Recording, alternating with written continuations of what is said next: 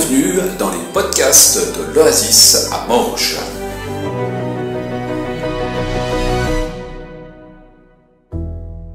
Ensemble dans la même direction, c'est quoi une famille?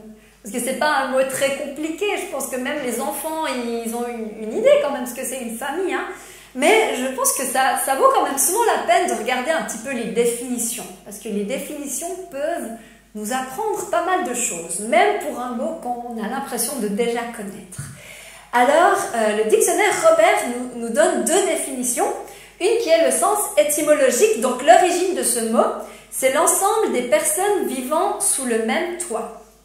Et puis une deuxième définition qui est l'ensemble des personnes liées entre elles par le mariage ou par la filiation ou encore par l'adoption. Donc on voit qu'un même mot peut vouloir dire des choses différentes. Et je trouvais intéressant de vous les noter toutes les deux, parce que si on en revient justement à la Bible, en fait ces deux définitions se retrouvent énormément.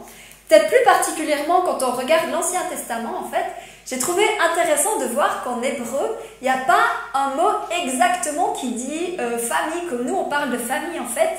Dans l'Ancien Testament, ce qui ressemble le plus, c'est maison de. Par exemple, la maison d'Abraham ou la maison de Jacob. Donc je trouvais intéressant de voir que le dictionnaire nous parle, la toute première définition que j'ai trouvée, c'est l'ensemble des personnes vivant sous un même toit. Donc c'est assez intéressant de voir que voilà, la Bible, le dictionnaire, il y a un petit peu des choses qui se recoupent. Et c'est aussi intéressant parce que peut-être certaines personnes vivent pas forcément avec des gens qui ont des liens de sang. Enfin, vraiment la famille, c'est un concept assez large. Et la deuxième définition qui nous parle de personnes liées par le mariage ou la filiation ou l'adoption, ben voilà, ça parle de liens de sang, mais ça parle aussi de liens d'alliance, comme le mariage en est une. Et ça m'a aussi touchée parce que si on lit l'Ancien Testament, l'alliance c'est quelque chose de très fort, c'est quelque chose qu'on retrouve. D'ailleurs, on parle d'Ancien et Nouveau Testament, mais on pourrait aussi traduire Ancien et Nouvelle Alliance. Et voilà, je voulais vraiment commencer cette prédication, cette réflexion ensemble par se dire que la notion de famille, c'est quelque chose qui recoupe la Bible, qui est fort, qui est mentionné des fois directement, des fois indirectement, mais c'est une idée qui est vraiment chère dans le cœur de Dieu et c'est quelque chose qu'il avait prévu dès le départ et c'est quelque chose aussi à quoi il attache une grande importance. Et ça, on le voit aussi quand on regarde juste brièvement les 10 commandements. Ces 10 commandements, ils sont un peu répartis en deux catégories. Si on regarde tous les premiers commandements, ça concerne comment on est censé se comporter avec Dieu. Et la deuxième partie des commandements, c'est comment on est censé se comporter les uns avec les autres. Et le premier de cette série de comment faire les uns avec les autres, c'est « Honore ton père et ta mère afin de vivre longtemps dans le pays que l'Éternel ton Dieu te donne. » Ah, il est là-bas. Et je trouve ça assez intéressant. Déjà, c'est le premier des commandements qui vient avec une promesse ou une conséquence positive. Si on honore son père et sa mère, on pourra vivre longtemps dans le pays que Dieu nous donne. Et je trouve intéressant, avant d'écrire « Tu ne tueras point », avant de nous donner ce commandement, Dieu nous donne « Honore ton père et ta mère ». Alors voilà, je ne vais pas faire dire non plus à la Bible des choses qu'elle ne dit pas. Elle ne dit pas c'est plus important que tout le reste. Mais c'est assez intéressant de voir que ces commandements concernant nos relations commencent par ça. Et je pense que c'est vraiment intéressant de se dire, mais beaucoup de choses commencent dans la famille, beaucoup de graines sont plantées là, beaucoup de conséquences de ce qu'on fait ou de ce qu'on ne fait pas aura des répercussions vraiment directement dans notre famille. Les bonnes graines, ils sont plantées et il y a beaucoup d'enjeux qui se jouent dans la famille. Après, on peut dire, oui, mais quand je regarde autour de moi, je ne vois pas forcément que du positif qui ressort de la famille ou d'autres familles autour de moi. Je vois aussi beaucoup de drames, beaucoup de désastres, beaucoup de choses difficiles. Et je pense que c'est aussi important qu'on n'oublie pas et qu'on s'arrête un petit peu pour se dire que la famille était prévue par Dieu pour être un lieu de bénédiction privilégié, mais il y a eu un couac, il y a eu la chute, il y a eu l'homme qui a choisi de tourner le dos à Dieu, qui a choisi une autre direction. Et j'ai choisi cette image d'un pont cassé parce que c'est comme si voilà, le chemin, le plan, ce qui était prévu par Dieu, ça n'a pas marché comme prévu parce que c'est comme si on a scié la branche sur laquelle on était assis quelque part en choisissant le péché. l'homme a choisi aussi que le bon plan de Dieu allait être autrement. Et on le voit très vite après la chute. Si on regarde les premières relations familiales, les premiers frères et sœurs de la Bible, c'était Caïn et Abel. Donc je pense qu'au niveau d'harmonie familiale, on peut trouver mieux. Un frère qui tue son frère pour une offrande qui était plus appréciée par le Seigneur, c'est un peu rude. Et c'est pas la seule histoire, je pourrais vous en citer plein des histoires de la Bible, de familles qui tournent mal. Et tout ça, il faut juste se rappeler que c'est le résultat de la chute. Donc si on voit des difficultés dans les familles, j'ai envie de dire que c'est normal, c'est peut-être pas le bon mot, mais en tout cas, ça ne veut pas dire que Dieu n'a pas les choses sous contrôle, mais c'est juste une conséquence de la chute et c'est important qu'on en soit conscient, je pense, pour juste comprendre aussi pourquoi parfois ça se passe comme ça. Mais heureusement, ça ne s'arrête pas là. Ça ne s'arrête pas là parce que Jésus est venu. Et puis ce plan de Dieu qui était beau, qui était bon pour nous, qui a été brisé, ces relations qui ont été brisées, et celles avec Dieu en premier, elles ont aussi été restaurées à travers Jésus. Et justement, Jésus, il nous montre aussi comment nous comporter avec nos familles quelque part. Si on veut regarder quel est l'exemple à suivre, comment être en relation, les meilleures relations possibles avec quelqu'un, eh bien, le mieux c'est de regarder comment Jésus a fait. Mais la Bible ne nous donne pas énormément de textes qui parlent de comment Jésus s'est comporté avec sa famille. Il y en a quelques-uns, et encore, ils ne sont pas toujours très faciles à comprendre. Mais on va s'arrêter un petit peu dessus aujourd'hui. On va lire Marc 3, les versets 31 à 35, qui nous disent, donc la mère et les frères de Jésus, sa mère et ses frères arrivèrent donc. Ils se tenaient dehors et l'envoyèrent appeler. La foule était assise autour de lui et on lui dit, « Voici ta mère et tes frères et sœurs sont dehors et te cherchent. » Il répondit, « Qui est ma mère? Et qui sont mes frères? » Puis il promena le regard sur ceux qui étaient assis tout autour de lui et dit, « Voici ma mère et mes frères. En effet, celui qui fait la volonté de Dieu, celui-là est mon frère, ma sœur et ma mère. » Alors ça peut paraître assez violent, Je ne sais pas comment vous recevez ce texte, mais on peut se dire, Jésus il est assez rude avec sa famille, donc du moment qu'on devient chrétien, notre famille terrestre n'a plus d'importance. Est-ce que c'est ça qu'on est censé comprendre? Alors, je pense que la Bible vaut la peine d'être creusée. Et puis si on creuse, en fait ce texte dans certains évangiles, il est comme ça et il n'y a pas vraiment de préambule. Mais si on regarde justement dans Marc, une petite dizaine de versets avant cela, on voit ce qui s'est passé un petit peu. Et on voit que la famille de Jésus se rendirent à la maison. Ils se rendirent à la maison et la foule se rassembla de nouveau, de sorte qu'ils ne pouvaient même pas prendre leur repas. Lorsqu'ils l'apprirent, les membres de la famille de Jésus vinrent pour s'emparer de lui, car ils disaient, « Il a perdu la raison. » Donc en fait, ces deux événements, ça se passe assez au début du ministère de Jésus, mais pour comprendre aussi pourquoi Jésus fait un accueil un petit peu froid à sa famille, c'est assez intéressant de voir ce qui s'est passé avant en fait. Avant, la famille de Jésus a clairement manifesté qu'ils ne comprenaient pas ce qui se passait, ils ne comprenaient pas ce ministère et ils avaient envie d'empêcher Jésus d'aller dans ce qu'il faisait en fait, dans les miracles, dans sa destinée, si on peut dire ça comme ça. Et du coup, on comprend peut-être un peu mieux pourquoi Jésus n'accueille pas à bras ouverts sa famille. Il savait exactement avec quelles intentions ils allaient venir. Et il savait que ce n'était pas juste une visite de courtoisie. Mais à ce moment-là, la famille de Jésus ne comprenait pas son ministère, ne comprenait pas exactement ce qu'il était venu faire et voulait plutôt le freiner. Donc en fait, cette réponse de Jésus, elle nous dit quelque part, mais voilà, ma famille veut m'empêcher de servir mon Père dans le ciel. Je vais pas les laisser faire en fait. Et en même temps, il ouvre à quelque chose de nouveau. Il dit, ceux qui font la volonté de Dieu, ceux-là sont mes frères, ma sœur et ma mère.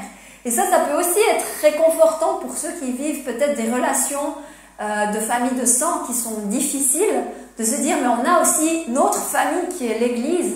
Et celle-là, voilà, c'est une famille spirituelle, mais elle peut aussi avoir des liens forts. Et ça peut, si notre famille terrestre nous déçoit ou qui, pour une raison ou une autre, il n'y a pas possibilité d'avoir ces liens-là, on a aussi notre famille spirituelle qui est là. Et ces deux textes, en fait, ça nous met en évidence quelque chose qui pour moi est peut-être l'essence pour nos familles, mais aussi pour toutes nos relations en général.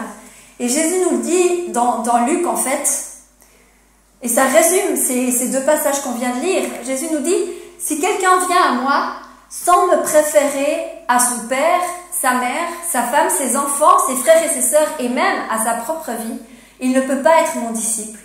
Celui qui ne porte pas sa croix et ne me suit pas, ne peut pas être mon disciple. Ainsi donc, aucun de vous, à moins de renoncer à tout ce qu'il possède, ne peut être mon disciple. Alors, c'est des paroles assez radicales, hein. Et Jésus avait le don quand même pour ça. Il y a plusieurs de ses discours qui ont fait, je ne sais pas si on peut dire un clivage, mais après certaines des paroles de Jésus, voilà, les gens qui le suivaient, il en restait largement moins qu'au début. Et ça n'a pas empêché Jésus de dire ce qu'il avait à dire, parce que son but, c'était pas de convaincre tout le monde et qu'il y ait des gens qui le suivent à moitié en acceptant un petit bout de son message. Jésus, il voulait des gens qui l'écoutent et qui le suivent complètement. Et quand on parle de nos familles, je pense que c'est quelque chose d'important. Parce que nos familles, en général, c'est les gens les plus proches de nous. C'est les gens qu'on voit tous les jours. C'est les gens avec qui on partage notre quotidien. Et c'est important. Mais en même temps, ça ne doit pas non plus prendre trop d'importance. Je pense que Dieu ne veut pas du tout qu'on délaisse notre famille. Mais Dieu veut à tout prix et en tout temps passer avant notre mari ou notre femme, avant nos enfants, avant nos parents. Et des fois, on réalise peut-être pas, mais c'est pas forcément facile, ça va pas forcément de soi. Et ça veut, comme je l'ai dit, ça veut pas dire qu'on doit négliger notre famille. Mais ce que Dieu nous enseigne là, à travers ses paroles aussi, c'est que même si la famille est importante, la laisser passer avant Dieu, en fait, c'est la meilleure façon de la négliger. Parce que plus on est proche de Dieu, plus on sera rempli d'amour, plus on aura aussi la distance peut-être que parfois on a besoin. Parce que Dieu veut qu'on ait aussi une responsabilité envers notre famille, mais pas qu'on oublie que la responsabilité principale, c'est lui qui l'a. Celle de sauver les nôtres, c'est son rôle à lui, c'est pas le nôtre. Celle de s'inquiéter pour notre famille, c'est pas un poids que nous on a à prendre, c'est des choses qu'on a à lui laisser à lui.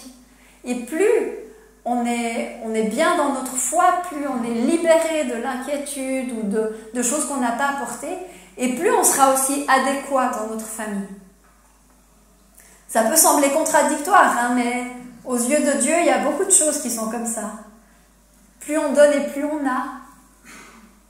Les mathématiques divines sont différentes et je pense qu'au sein de notre famille, c'est aussi extrêmement important. Je voulais aussi vous partager un autre texte qui remet peut-être un petit peu les pendules ou qui montre que Jésus n'a pas fait que de mettre sa famille un petit peu en retrait. Il a mis une certaine distance à un moment donné parce qu'il le fallait, parce que ça l'empêchait d'avancer dans son ministère, mais Jésus avait aussi à cœur sa famille. Et on le voit aussi très, très fortement dans les derniers instants de sa vie. Si on lit Jean 19, les versets 25 à 27, près de la croix de Jésus se tenait sa mère, la sœur de sa mère, Marie la femme de Clopas et Marie de Magdala. Jésus vit sa mère et près d'elle le disciple qu'il aimait. Il dit à sa mère, « Femme, voici ton fils. » Puis il dit au disciple, « Voici ta mère. » Dès ce moment-là, le disciple a pris chez lui. Je trouve ça assez intéressant et même émouvant de voir que, alors qu'il était sur la croix en train d'agoniser, à quoi pense Jésus? Il pense aussi à sa mère qui est juste là. Il pense à son avenir, il pense à ce qui va arriver d'elle. Et je trouve que c'est beau de voir que même si à certains moments il a dû mettre de la distance, Jésus n'a pas laissé de côté sa famille pour autant. Et quand il fallait qu'il soit là pour eux, il a aussi été là, il a aussi pris soin d'eux. On ne sait pas grand-chose finalement des relations de Jésus avec sa famille, mais ces quelques éléments qu'on sait, ça peut vraiment nous parler et nous inspirer. Et puis, parfois la distance, ça peut paraître être négatif, mais peut-être que c'est ce que la famille avait besoin pour comprendre ce que Jésus était venu faire sur cette terre. Ce qu'on sait en tout cas, c'est que son frère Jacques a été un des piliers de l'église primitive. Il a eu un rôle très important ensuite. Donc quelque part, cette distance, ça n'a pas tout gâché entre eux. Ça a été une étape. Mais au final, la famille de Jésus a compris et a fini aussi par adhérer à ce qu'il est venu amener. Maintenant, la question à se poser toujours, c'est intéressant de voir ce que Jésus a fait, mais c'est aussi intéressant de se dire, nous, aujourd'hui, qu'est-ce qu'on peut retenir de ça? En quoi ça nous parle à nous aujourd'hui?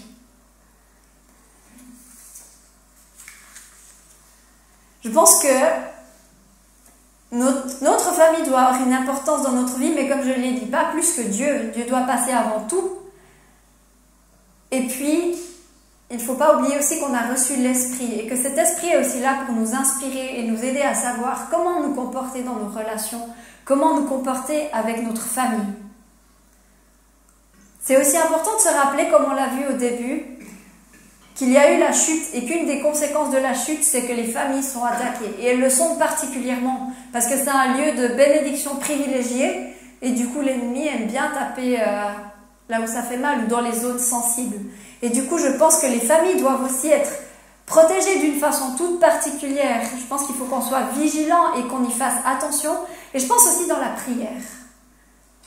Dans la prière pour nos familles, pour nos enfants, mais aussi dans la prière pour les familles autour de nous. Je pense qu'on a un rôle important à jouer en tant qu'Église, en tant que croyants. Maintenant, je vous invite à prendre aussi un temps de silence pour réfléchir aussi. Où vous en êtes dans votre famille? Est-ce qu'il y a des relations qui sont plus difficiles? Est-ce que parfois vous leur laissez trop de place? Parce que même si c'est des relations positives, même si c'est pas de l'inquiétude, mais parfois on peut laisser un peu trop de place ou trop d'importance. Est-ce que Dieu passe bien avant tout? Sinon, je vous invite aujourd'hui dans la prière avec lui à vous reconsacrer vraiment à lui laisser la première place. Et je vous invite vraiment à un temps d'écoute aussi pour demander à l'Esprit, est-ce qu'il aimerait agir dans certaines relations? Est-ce que son esprit nous parle pour une chose concrète, un pas à faire, une parole à dire ou un pardon à accorder? Parce que le pardon, c'est aussi quelque chose d'essentiel dans la famille. Autour de moi, je connais aussi quelques personnes, on en parlait hier aussi, de gens qui ne se parlent plus au sein des familles.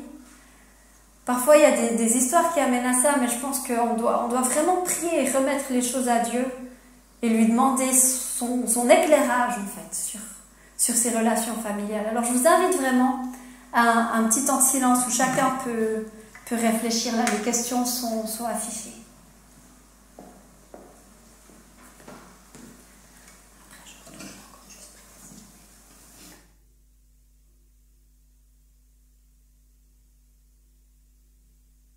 Seigneur, j'aimerais te dire merci parce que la famille était dans ton plan. C'est toi qui as pensé à ça, c'est toi qui as imaginé, créé les familles. Et j'aimerais te remercier pour chaque famille que nous représentons ici, Seigneur. J'aimerais te remercier pour toutes les choses qui vont bien, toutes les relations qui vont bien, mais j'aimerais aussi te remettre d'une façon toute spéciale les gens qui vivent des temps plus difficiles, qui se sentent seuls, les gens qui ont des relations compliquées au sein de leur famille. Seigneur, j'aimerais que tu les encourages tout particulièrement ce matin, que tu leur montres ton point de vue là-dessus, Seigneur, que tu inspires aussi s'il y a des moyens de rétablir ces liens. Et j'aimerais aussi que tu donnes la certitude à chacun que tu es le Père parfait et que toi, tu peux aussi combler et guérir les choses que peut-être on n'a pas reçues dans nos familles, que nos parents nous ont peut-être pas données. Merci parce que toi, tu nous as adoptés, on est tes enfants. C'est notre identité principale, Seigneur, enfant de Dieu. Et ça nous permet ensuite d'avoir le rôle que tu veux qu'on ait dans nos familles, Seigneur. Grâce à toi, on peut être des frères, des sœurs, des parents, des enfants, selon ton cœur. Et je te prie pour ça, je te prie pour une bénédiction spéciale sur toutes les familles, une protection spéciale sur tous les couples, Seigneur, une sagesse spéciale sur toute l'éducation, les liens des enfants, Seigneur, les liens avec nos enfants. Je te remets ça dans ta main, Seigneur, je te remets toutes ces relations, que tu poses ta main de bénédiction dessus, et que ton esprit nous remplisse de la sagesse, de l'amour, de la patience, de la douceur, de tout ce qu'on a besoin, Seigneur, pour être des lumières et des bénédictions au sein de nos familles. En ton nom, Jésus.